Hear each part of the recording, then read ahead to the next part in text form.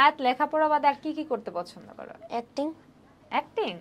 আচ্ছা, তাহলে বড় হয়ে কি অ্যাক্টর হবার কোনো ইচ্ছা আছে? হ্যাঁ। ওকে, তো অ্যাক্টর হবার জন্য তো একটা প্রিপারেশন লাগে, সেগুলো নিচ্ছ? হ্যাঁ নিচ্ছি। কি কি প্রিপারেশন নিচ্ছ? আমি একা একাই অ্যাক্টিং করি, মানে আমি নাটক দেখে ওইটার অ্যাক্টিং করি একা একা। চলো আমরা এবারে দুজনে মিলে একটা অ্যাক্টিং করব, যেহেতু Okay. আয়াত অ্যাক্টিং এ ভীষণ ইন্টারেস্টেড। তোমাকে আমি একটা প্লট দিই, ঠিক আছে?